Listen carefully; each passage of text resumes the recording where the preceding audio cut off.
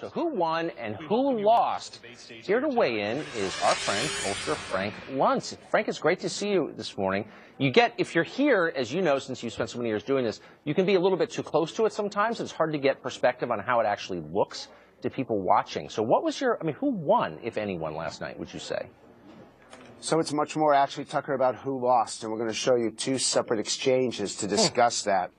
And it was the front runners who did badly in the exchanges with other candidates. The first one I want to start with is Chris Christie and Marco Rubio. Arguably, last night was Marco Rubio's worst debate performance, and when we show you, what we're about to show you is the reason why. Let's take a look.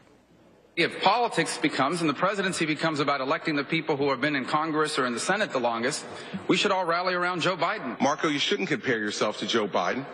And you shouldn't say that that's what we're doing. Here's exactly what we're doing. You have not been involved in a consequential decision where you had to be held accountable. You just simply haven't. To talk about Hezbollah Sanctions Act that you list as one of your accomplishments and just did, you weren't even there to vote for it. That's not leadership, that's truancy. I like Marco Rubio, and he's a smart person and a good guy, but he simply does not have the experience to be president of the United States. Ooh, that was pretty tough. But you think that hurt Christie too?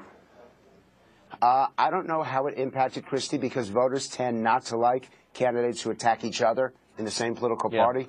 But I do know that the exchange hurt Marco Rubio. He said the same thing about Barack Obama 3 times, almost word for word, and Christie held him accountable for it. All you have to do is take a look at the responses and the blogs and all through the webs. The feeling was that Marco Rubio wasn't sufficiently prepared, wasn't genuine. He had his best debate in Iowa, and now he has his worst debate in New Hampshire. Yeah. I mean, in his defense, I don't know what I would do if Christie came after me like that. I'd probably run away. So Senator Cruz tried to explain what he described as the mix-up over Ben Carson's exit from the race in Iowa. Here's what he said. On Monday night, about 6:30 p.m., CNN reported that Ben was not going from Iowa to New Hampshire or South Carolina. Rather, he was, quote, taking a break from campaigning. CNN reported on that. They didn't correct that story until 9:15 that night. When this transpired, I apologized to him then, and I do so now. So it's CNN's problem. Is that believable? He's blaming CNN, but the issue is that Ben Carson voters believe that they were mistreated, and anytime you have to talk about a negative, you've got a problem.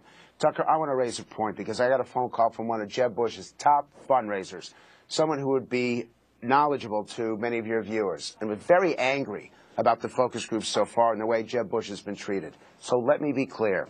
He probably is the most qualified candidate on the Republican side to be president. He was an outstanding governor of Florida, and he deserves our respect. He's got the worst ads of anyone in this election cycle, and his debate performances versus Donald Trump have not been good. It is not the fault of the pollster.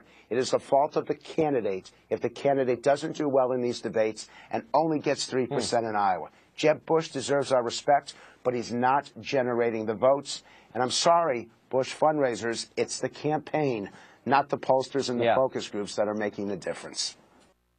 Always blame the pollster, but that may just be me. Frank Luntz, great to see you. Thank you.